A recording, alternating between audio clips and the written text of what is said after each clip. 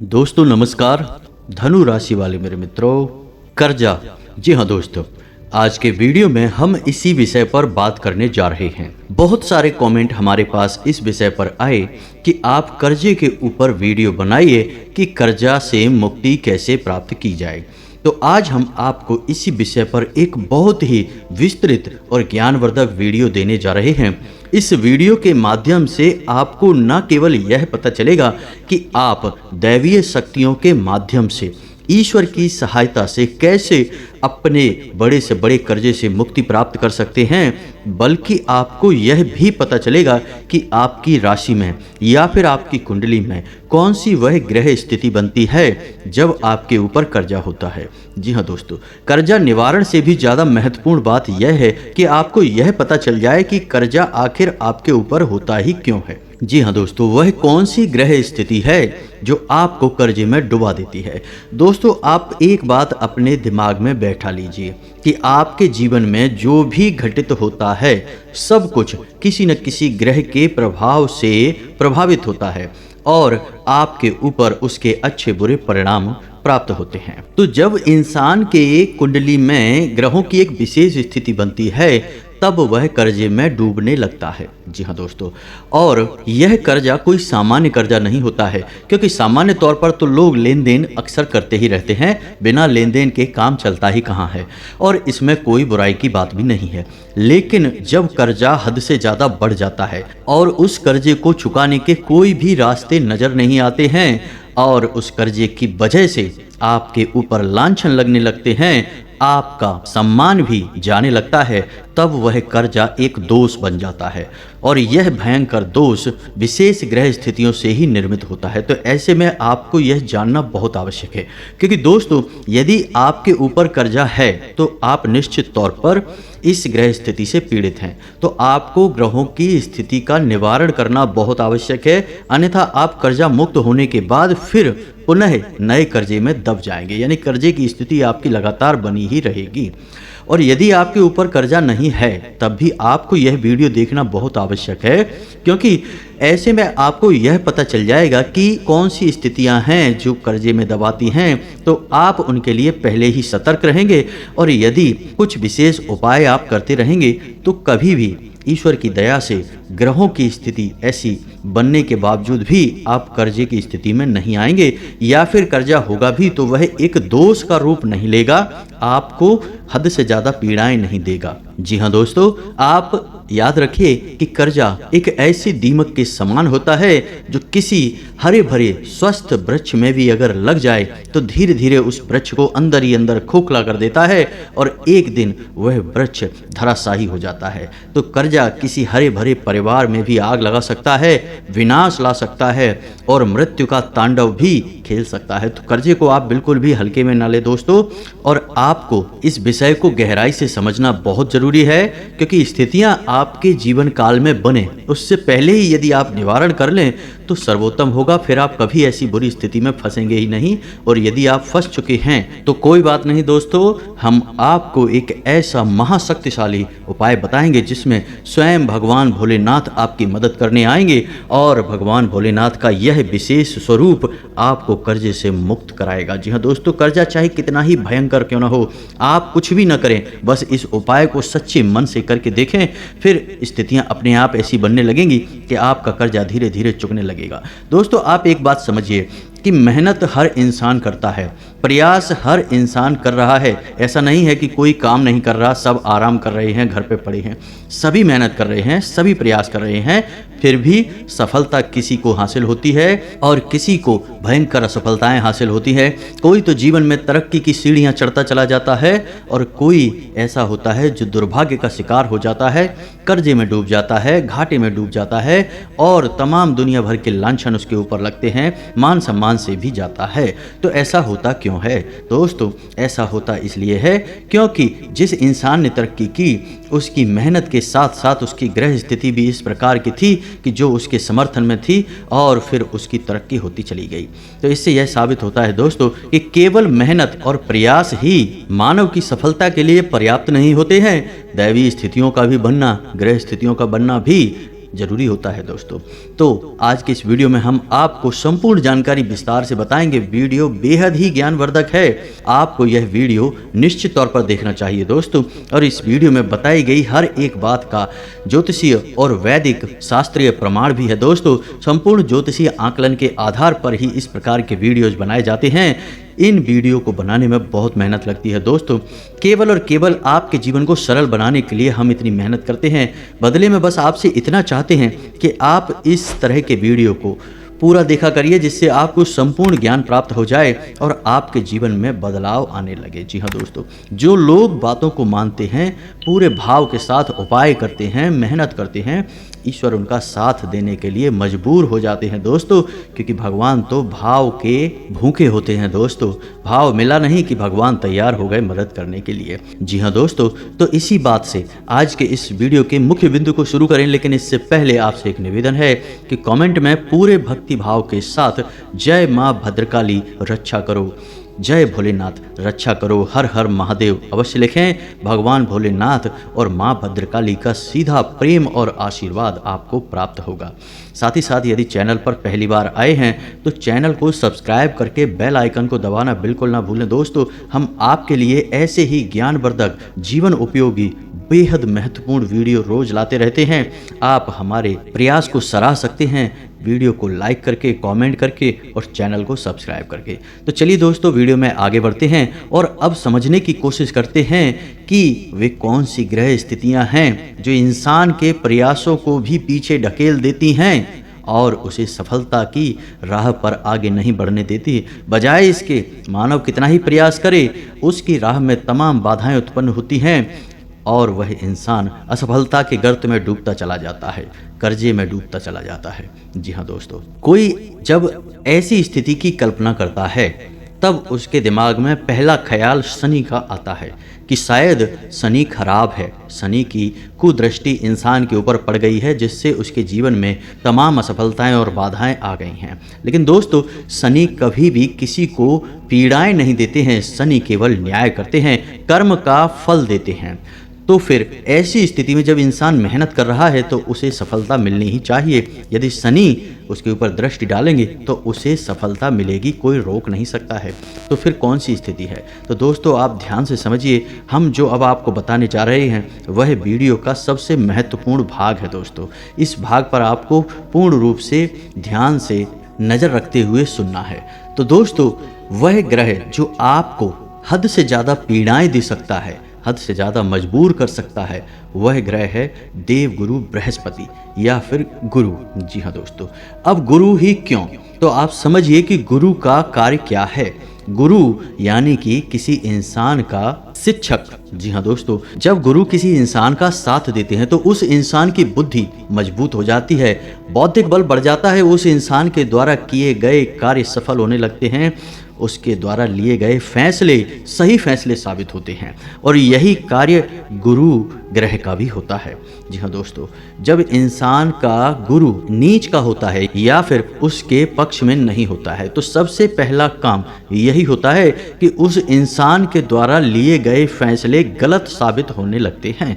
जी हाँ दोस्तों, उस इंसान की बुद्धि पर कुछ ऐसा प्रभाव डाला जाता है कि वह इंसान बेवकूफ़ियाँ करना शुरू कर देता है। जी हाँ दोस्तों, आप अपने जीवन में विचार करके देखिए। यदि आपने अपने जीवन में बहुत सारी असफलताएं देखी हैं तो आप पीछे मुड़कर देखिए और आप विचार करिए कि कुछ असफलताएं तो आपकी स्वयं की नादानियों की वजह से ही आपको हासिल हुई हैं। अब आप विचार करें और आपसे कोई कहे कि इस कार्य को दोबारा करिए तो आप कभी भी उस कार्य को नहीं करेंगे, क्योंकि आप जानते हैं कि वह कार्य आपकी नादानी था जिसमें आपको असफलता निश्चित थी, लेकिन फिर भी आपने वह कार्य किया क्योंकि आपको पीड़ाएं मिलनी थी, क्योंकि देवगुरु बृहस्पति आपके साथ नहीं थे, आपके विपक्ष में थे, आपकी बुद्धि उन्होंने हर ली थी। जी हाँ दोस्तों, तो यह तो बात हुई गुरु की कि अब गुरु यदि आपके पक्ष में नहीं है तो वे आपको पीड़ाएं देंगे, आपकी जीवन में जो सफलता की राह है उसे रोक देंगे, अड़चनें उत्पन्न करेंगे। और यह किस तरह से करेंगे? आपकी बुद्धि पर प्रभाव डाल के, यानी आपको पता भी नहीं चलेगा और कब आप धीरे धीरे गड्ढे में फंसते चले जाएंगे। जी हाँ दोस्तों, तो यह तो एक ऐसा प्रमाण है जो शायद आपको ठीक ना लग रहा हो या समझ में ना आ रहा हो तो हम आपको कुछ और भी प्रमाण देते हैं जिनसे यह साबित हो जाएगा कि आपके ऊपर यदि कर्जा है, आप घाटे में हैं, परेशानियों में हैं, तो आपका गुरु कमज़ोर है, उसे मजबूत करने की आवश्यकता है। तो दोस्तों, जिस इंसान का गुरु कमज़ोर होता है, शारीरिक तौर पर उस इंसान को आँख, गले, कान, सांस और फेफड़ों संबंधी बीमारियां और इन्फेक्शन होते रहते हैं। अब आप अपने ऊपर विचार करके देखिए। जी हाँ दोस्तों, साथ ही साथ पेट से संबंधित रोग उसे लगातार परेशान करते रहते हैं। पाचन तंत्र पर बहुत बुरा प्रभाव पड़ता है। गैस, कब्ज, अपच जैसे रोग लगातार उसे पीड़ित करते रहते हैं। जी हाँ दोस्तों, अब आप विचार करके देखिए कि आप जब कार्य करते हैं, आपने कोई व्यापार किया, कोई नौकरी की, शुरू में बहुत अच्छी चली, लेकिन फिर अचानक रुकावटें उत्पन्न हो गईं, कार्य में असफलताएं मिलनी शुरू हो गईं, आपके मान सम्मान में भी कमी आनी शुरू हो गई। लोग आपके बारे में अनाप शनाप बातें करने लगे, पीठ के पीछे आपके बारे में अफवाहें फैलाने लगे, आपकी चुगलियां करने लगे। जी हाँ दोस्तों, आपको सपने में सांप दिखाई देने लगे। तो ये वो स्थितियां हैं जो बताती हैं कि आपका गुरु कमज़ोर हो चुका है।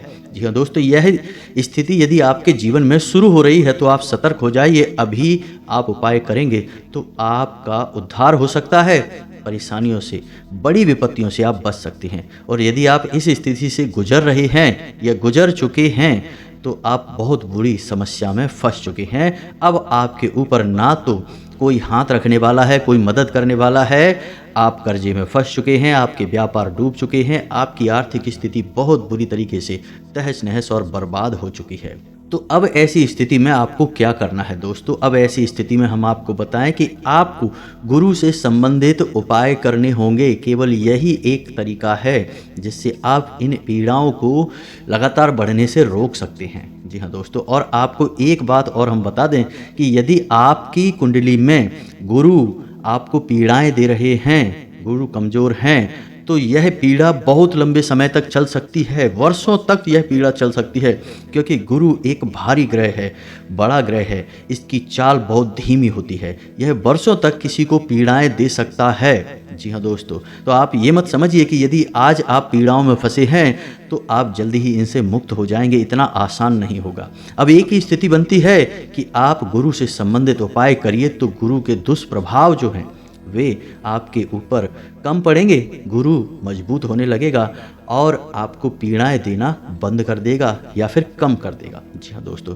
साथ ही साथ आप ध्यान दीजिए कि भगवान भोलेनाथ की भक्ति ही आपको बचा सकती है इन पीड़ाओं के बढ़ने से। जी हाँ दोस्तों, तो आपको दो काम करने हैं। पहला काम यह है कि गुरु से संबंधित उपाय करने हैं जो अभी हम आपको वीडियो में बताने जा रहे हैं। साथ ही साथ आपको नित्य भगवान भोलेनाथ को जल अर्पित करना है और याद रखिए कि उस जल में आप थोड़ा सा गुड़ अवश्य मिलाकर ले जाएंगे। जी हाँ दोस्तों, शक्कर नहीं मिलानी है आपको, मिश्री नहीं मिलानी है, गुड़ मिलाना है। जी हाँ दोस्तों, आप देखेंगे कि धीरे धीरे आपके जीवन में बदलाव आने शुरू हो जाएंगे। तो अब ध्यान से सुनिए कि आपको अपने गुरु को मजबूत बनाने के लिए क्या करना होगा। जी हाँ दोस्तों, तो अब सबसे पहला कार्य आपको गुरुवार का व्रत रहना शुरू करना होगा। अब आप ऐसे व्रत मत रहिए, क्योंकि आप ऐसे ही अनायास किसी भी गुरुवार को व्रत रहना शुरू कर देंगे तो शायद इसका प्रभाव ना पड़े। क्योंकि दोस्तों, हमारे हिंदू धर्म में संकल्प की शक्ति को बहुत प्रबल माना गया है। संकल्प इतना शक्तिवान होता है कि वह बड़े से बड़े पहाड़ को भी डिगा सकता है, स्वयं ब्रह्मा विष्णु महेश को आपके सामने प्रकट कर सकता है। जी हाँ दोस्तों, संकल्प बहुत शक्तिशाली होता है। तो आपको क्या करना है कि 21 गुरुवार व्रत रहने का संकल्प लेना है, तभी व्रत रहना शुरू करें। जी हाँ दोस्तों, आपने देखा होगा कि जब भी आप अपने घर में कोई पूजा पाठ करवाते हैं तो पंडित जी आपसे संकल्प करवाते हैं। तो कुछ इसी प्रकार का संकल्प आपको स्वयं करना होगा। संकल्प लेना बहुत ही सरल है दोस्तों।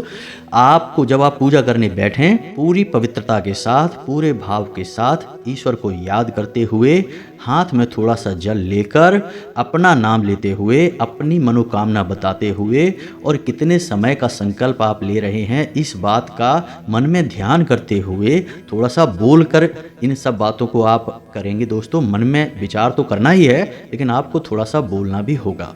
तो थोड़ा सा बोलेंगे और अपने जो आपके मन के भाव हैं, यानी आपको कौन सी पीड़ा है, आपको कर्ज से मुक्ति चाहिए या फिर आपको अपने व्यापार में उन्नति चाहिए, तरक्की चाहिए, जो भी है उसका आप विचार करेंगे और उसके बाद उस जल को आप सामने अपने छोड़ देंगे। बस यही हो गया संकल्प लेना। लेकिन एक बात याद रखना है कि संकल्प यदि आपने ले लिया तो फिर उस संकल्प को आप खंडित नहीं कर सकते किसी भी हालत में, क्योंकि अगर आपने संकल्प लेने के बाद उसे खंडित कर दिया तब तो और भी बुरे दुष्परिणाम प्राप्त होते हैं दोस्तों। इसमें दोषी आप स्वयं बन जाएंगे। तो आपको कम से कम 21 गुरुवार व्रत रहने का संकल्प लेना होगा। जी हाँ दोस्तों, अब गुरुवार का जो दिन है वह भगवान श्री हरि विष्णु और माता लक्ष्मी को समर्पित है। जी हाँ दोस्तों, तो अब आपको अपने घर में भगवान श्री हरि विष्णु की माता लक्ष्मी के साथ पूजा करनी है। फोटो यदि आपके पास नहीं है तो आप बाजार से खरीद लाएं, पीले रंग का आसन बिछाएं, पीले रंग का प्रसाद रखें और पीले रंग के वस्त्र ही स्वयं भी धारण करें दोस्तों। इसी के साथ साथ दोस्तों आपको केले की जड़ का पूजन अवश्य करना है। जी हाँ दोस्तों, केले की जड़ में भगवान श्री हरि विष्णु का वास माना जाता है माता लक्ष्मी के साथ। तो आपको केले की जड़ का पूजन करना है।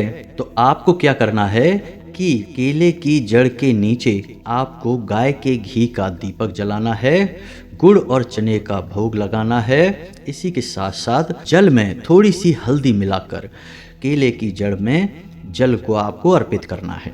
इससे केले की जड़ का पूजन संपूर्ण हो जाएगा। साथ ही साथ आपको अपने मन में वही भाव रखना है जिस भाव को आपने लेकर अपना संकल्प लिया था, अपनी पूजा पाठ शुरू करी थी। जी हाँ दोस्तों, अब आप एक कार्य और करेंगे कि आप गुरुवार के दिन जो आप पूजा कर रहे हैं उस दिन गाय के लिए आटे के 2 पेड़े बनाएंगे और उनमें थोड़ी थोड़ी हल्दी मिला देंगे और उसे गाय को खिलाएंगे। साथ ही साथ आपको हल्दी की एक गांठ लेनी है। जी हाँ दोस्तों, हल्दी जो है वह बृहस्पति का सूचक है। तो हल्दी की एक गांठ लेनी है और उसे पीले धागे में बांधकर या तो अपने गले में या फिर अपने बाजू में बांध कर रखें। जी हाँ दोस्तों, यह बहुत ही आवश्यक है।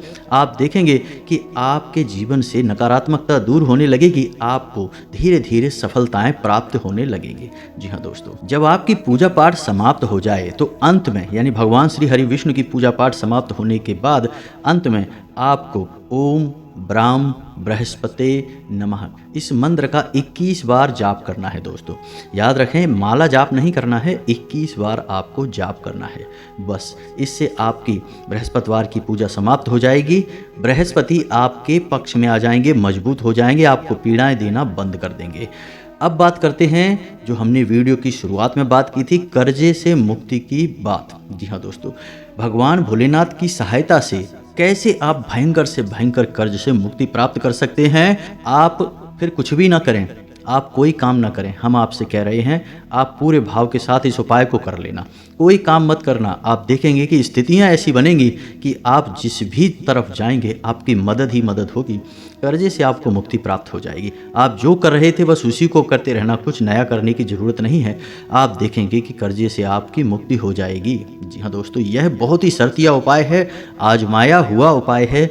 कई लोगों को लाभ प्राप्त हुए हैं, लाखों के कर्जे लोगों के कुछ ही दिनों में चुक गए हैं। जी हाँ दोस्तों, अब एक बात और आप ध्यान रखें कि कोई भी कार्य रातों रात नहीं हो जाता कि आज आपने शुरू किया और 10 दिन में, 4 दिन में, 5 दिन में अंतर आ गया, ऐसा नहीं होता दोस्तों। जादू चमत्कार नहीं होता है, यह तो एक प्रक्रिया है जो आपने शुरू कर दी है। अब धीरे धीरे इसके परिणाम प्राप्त होने शुरू होंगे। समय लग सकता है, 2 महीने लग सकते हैं। जैसी आपकी विचारों की और आपकी संकल्प की शक्ति प्रबल होगी वैसी ही आपके ओर सकारात्मक ऊर्जाओं की गति होगी। जी हाँ दोस्तों, तो हो सकता है 1 महीने में आपको लाभ मिले, कर्जे से मुक्ति मिलना शुरू हो जाए, हो सकता है 2 महीने में या 3 महीने में, लेकिन आपको मुक्ति मिलेगी, यह बात निश्चित है दोस्तों। तो अब ध्यान से सुनिए, यह वीडियो का सबसे महत्वपूर्ण भाग है कि कर्जे से मुक्ति के लिए कौन सा उपाय किया जाए। जी हाँ दोस्तों, तो अब उपाय ध्यान से सुने कि क्या करना है। यह उपाय 5 सोमवार तक चलेगा दोस्तों। याद रखें कि आपको धन से संबंधित जो भी पीड़ाएं हैं, आपकी मानसिक पीड़ा है, आर्थिक पीड़ा है, जो भी पीड़ाएं हैं, भगवान भोलेनाथ उसका समाधान है। जी हाँ दोस्तों, तो भगवान भोलेनाथ ही आपको कर्जे से भी मुक्त कराएंगे, आपकी आमदनी, आपकी इनकम बढ़ाएंगे, आप इतना पैसा कमाएंगे कि अपना कर्जा स्वयं ही चुका लेंगे। तो ध्यान से सुने कि उपाय क्या है। किसी भी सोमवार के दिन आपको भगवान भोलेनाथ के मंदिर जाना है। अब आपको एक ऐसा मंदिर चुनना है जिस मंदिर में बट का वृक्ष हो। जी हाँ दोस्तों, वैसे तो भगवान भोलेनाथ के हर एक मंदिर में लगभग आसपास बट का वृक्ष होता ही है, लेकिन यदि नहीं है तो आप किसी ऐसे मंदिर में जाएं जहां बट का वृक्ष है।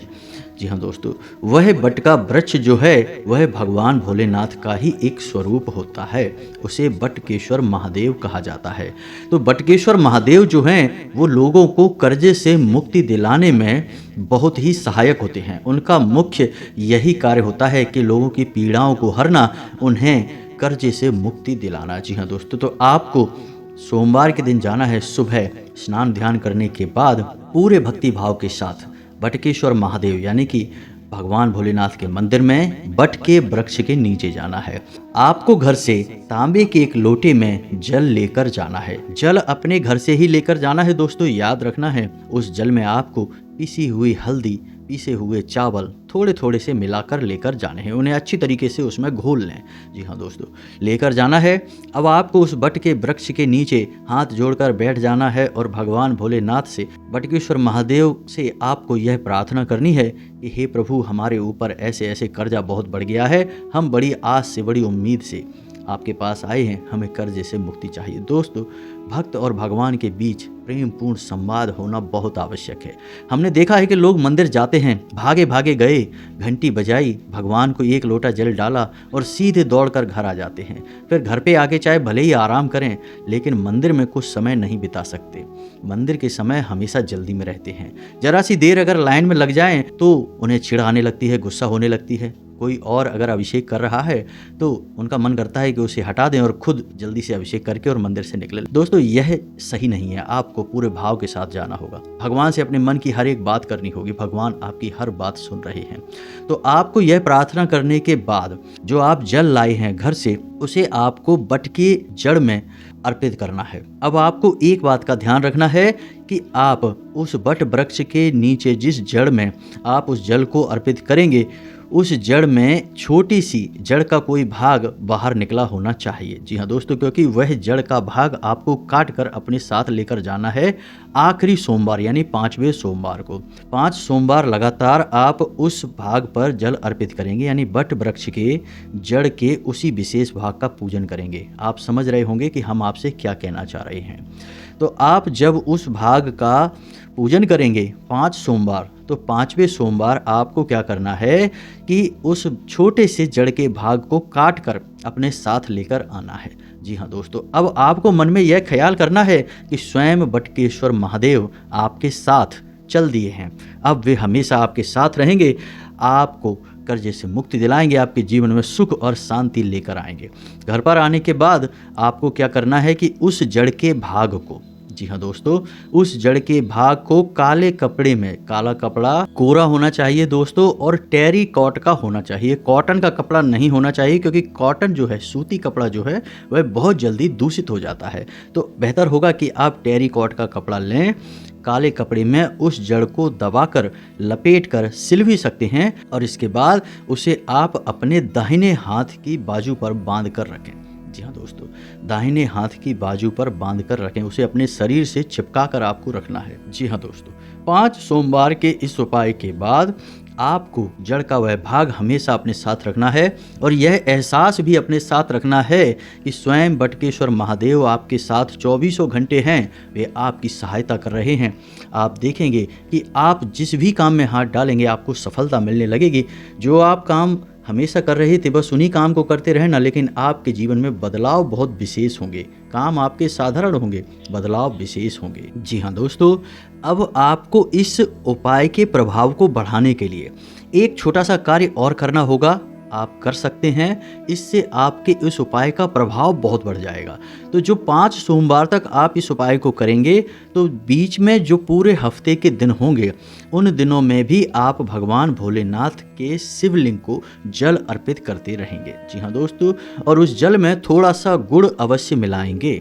जी हाँ दोस्तों, जो इंसान भगवान भोलेनाथ को गुड़ मिलाकर जल अर्पित करता है, उस इंसान को आर्थिक समस्याएं हर ली जाती हैं भगवान भोलेनाथ के द्वारा, कर्ज से मुक्ति प्राप्त हो जाती है। आप करके देखें इस उपाय को, फिर आप कमेंट करके हमें बताना कि आपको पीड़ा से मुक्ति कब मिली। हम ये नहीं कहेंगे कि मिली कि नहीं मिली, मिलेगी अवश्य, 100% मिलेगी, हम गारंटी देते हैं।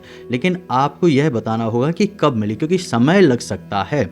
आपके भाव कितने प्रबल हैं इस बात पर निर्भर करेगा कि आपको कितना समय लगा, लेकिन मुक्ति निश्चित तौर पर प्राप्त होगी दोस्तों। जी हाँ दोस्तों, अब एक छोटी सी बात आपसे और कहना चाहेंगे कि जिन इंसानों के घर में कर्जा बढ़ जाता है, व्यापार में उन्नति नहीं होती है, उनके घर में एक बार आप नज़र मार के देखिए, पानी जरूर दुरुपयोग किया जाता है। जी हाँ दोस्तों, जल का संबंध धन से होता है, और जिस इंसान के जीवन में घर में जल जो है वो फिजूल में बर्बाद किया जाता है, यानी कि नल से पानी टपकता रहता है, फिजूल में पानी बहाया जाता है, दुरुपयोग किया जाता है, उस घर पे कर्जा बढ़ता ही बढ़ता है। किसी कीमत पर कर्जा रुक नहीं सकता है, चाहे कितने ही प्रयास कर लें।